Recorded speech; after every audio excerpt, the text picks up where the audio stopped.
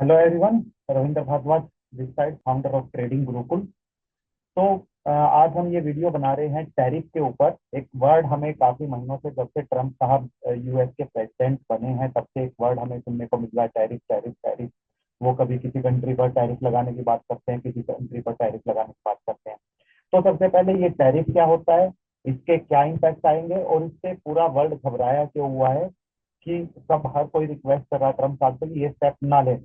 और इससे अमेरिका को बेनिफिट है या अमेरिका को लॉस है, और या इससे एक ग्लोबल इकोनॉमी स्लो डाउन में जाएगी या इससे कोई बूस्ट मिलने वाला है। तो सबसे पहले हम समझते हैं टैरिफ क्या होता है।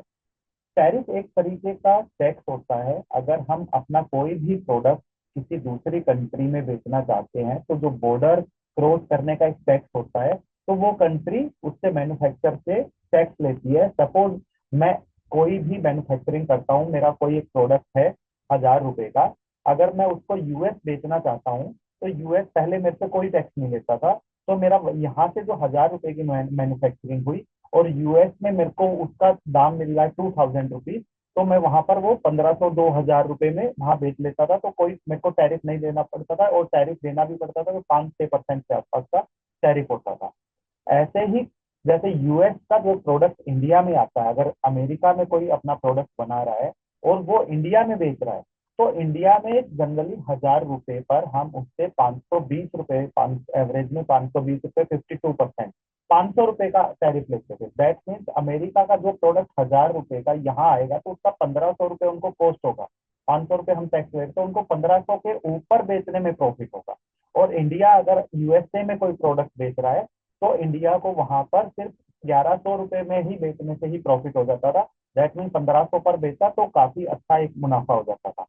तो यूएस में क्या प्रॉब्लम थी, ज्यादातर यूएस मेन वर्ल्ड के लिए एक अच्छी मार्केट है, वहां पर परचेसिंग पावर अच्छी है, पर कैपिटा इनकम ज्यादा है, लोगों के पास पैसा है।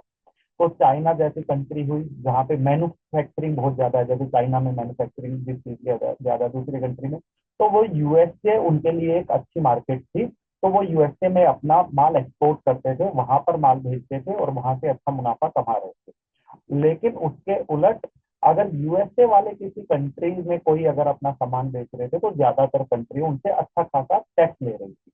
तो यही बात जब ट्रम्प साहब प्रेसिडेंट बने, उनको खटक रही थी कि आप हमारी कंट्री में तो अपना माल बेच रहे हो और अच्छे खासे रेट पर बेच रहे हो, और हम आपसे कोई टैक्स नहीं ले रहे, लेकिन आप हम आपकी कंट्री में बेचने जाते हैं तो आप हमसे टैक्स लेते हो। तो उससे वहां पर इम्पैक्ट क्या आ रहा था, वहां पर मैन्युफैक्चरिंग कम होने लगी। दैट मीन्स अगर किसी को इंडिया में माल बेचना है और वो यूएसए में बना रहा है, तो 50% उसको कॉस्ट वैसे ही टैरिफ की वजह से ज्यादा होती है। तो वो कोशिश करेगा कि अपना माल चाइना या इंडिया में ही मैन्युफैक्चर करे और यहाँ पे उसको बेचे, तो उससे उसको 50% का टैरिफ से उसको रियायत मिल जाएगी। यहाँ पर उसकी अगर 1000 रुपए की मैन्युफैक्चरिंग है, वो उसको यहाँ पे 1500 रुपए में बेचता है, तो 50% का मुनाफा कमा रहा है। तो अब यहाँ पर इंडिया में मैन्युफैक्चरिंग होने से यहाँ के लोगों को रोजगार मिल रहा था, चाइना में मैन्युफैक्चरिंग होने से उनके लोगों को रोजगार मिल रहा था। और अमेरिका में से मैन्युफैक्चरिंग नहीं हो रही थी, तो वहां पर फैक्ट्रीज, नई फैक्ट्रीज लगना बंद हो गई थी, वहां पर एम्प्लॉयमेंट की प्रॉब्लम आने लगी थी, वहां पर उनका जो एक फिजिकल डेफिसिट होता है, व्यापार घाटा, दैट मीन वो बाहर से खरीद ज्यादा रहे हैं, भेज कम रहे हैं, तो इम्पोर्ट एक्सपोर्ट उनका इम्बैलेंस था, जिससे उनको वो टैक्स ज्यादा पे कर रहे थे। वो फिजिकल डेफिसिट उनका हर साल बढ़ता जा रहा था, जिसका ट्रम्प साहब ने काफी बार मुद्दा भी उठाया था। तो अब ट्रम्प साहब ने क्या कहा है कि अगर आप कोई कंट्री हमसे जितना टैरिफ लगाती है हमारे प्रोडक्ट पर, हम भी उतना ही लगाएंगे। तो 2 अप्रैल को ट्रम्प साहब ने जो अनाउंसमेंट की है, जैसे इंडिया पे 26% टैरिफ लगा है, अभी डिस्काउंटेड टैरिफ लगा है 50% का। दैट मीन्स इंडिया 52% का टैरिफ यूएस के प्रोडक्ट पर लगाता है। तो ट्रम्प साहब ने इंडिया पर 26% का लगाया। अब इंडिया के लिए या बाकी कंट्री के लिए ये नेगेटिव क्यों है, क्यों सब इससे डरे हुए हैं? बिकॉज जैसे इंडिया जैसी कंट्री है, इंडिया में हमारे पास पहले ही इंपोर्ट ज्यादा है, एक्सपोर्ट कम है, क्योंकि हम बाहर से माल खरीदते ज्यादा, भेज कम पाते हैं। क्योंकि ज्यादातर आपने सुना होगा हमारी जैसे ऑटो कंपनीज है, ऑटो कंपनीज में हम बात करें तो कुछ जैसे मारुति कुछ थोड़ा बहुत एक्सपोर्ट करती है, टाटा मोटर यहाँ मैन्युफैक्चरिंग करके एक्सपोर्ट नहीं कर पाती है, और ये M&M यहाँ पर मैन्युफैक्चरिंग करके एक्सपोर्ट नहीं कर पाती है। तो यहाँ से एक्सपोर्ट वैसे ही कम है। थोड़ा बहुत जो एक्सपोर्ट होता है एग्री प्रोडक्ट का या दूसरे किसी प्रोडक्ट का, तो उससे जो मार्जिन आ रहा था फिजिकल डेफिसिट कम करने की कोशिश हो रही थी। लेकिन अगर उस पर टैरिफ ज्यादा लगा दिया जाएगा, सपोज हमारा भी 1,000 रुपए का प्रोडक्ट यूएस में 1,500 का बिकेगा और यूएस का सेम प्रोडक्ट वहां पर मैन्युफैक्चरिंग में भी 1,500 1600 का ही है, तो वो लोग अपना प्रोडक्ट खरीदेंगे। हमारा प्रोडक्ट वो कब लेते हैं, चाइना का प्रोडक्ट कब लेते हैं, जब कंपैरेटिवली उनको चीप सस्ता दिखता है कि यूएस की मैन्युफैक्चरिंग का जो प्रोडक्ट 1,500 2,000 का है और चाइना या इंडिया की मैन्युफैक्चरिंग का प्रोडक्ट मेरे को 1,200 में मिल रहा, तो जनरली वो प्रोडक्ट वहां वहां से बाय करते हैं। लेकिन जब टैरिफ की वजह से वो प्रोडक्ट महंगा हो जाएगा तो वहां पे दो प्रॉब्लम आएगी। जो कंट्री एक्सपोर्ट कर रही है इंडिया चाइना जैसी, उनका हो सकता है वहां पे उनकी एक्सपोर्ट क्वांटिटी कम हो जाए, दैट मीन डिमांड कम हो जाए। और अमेरिका में एक प्रॉब्लम आ सकती है, वहां पर अगर जो लोग आज जिस प्रोडक्ट को 1,000 रुपए का खरीद रहे थे वो उसको कल से 1,200 1,500 का खरीदने लगेंगे, तो वहां पर इन्फ्लेशन बढ़ने का खतरा हो जाएगा।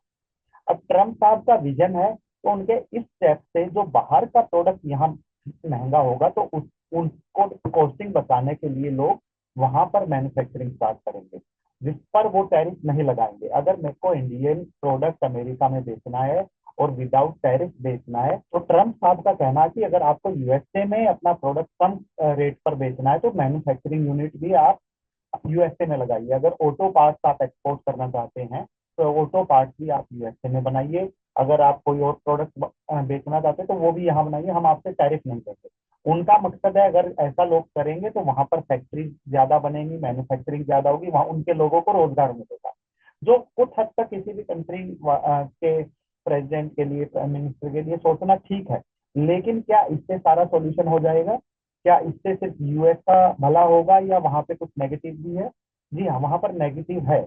अब जैसे ट्रम्प साहब के इस पॉइंट के कारण काफी कंट्री उनका अपोज कर रही है, अगेंस्ट है डिसीजन के लिए, तो उनका मानना है कि अगर यूएस हम पर टैरिफ बढ़ाएगा तो हम भी उनके प्रोडक्ट पर और टैरिफ बढ़ा देंगे।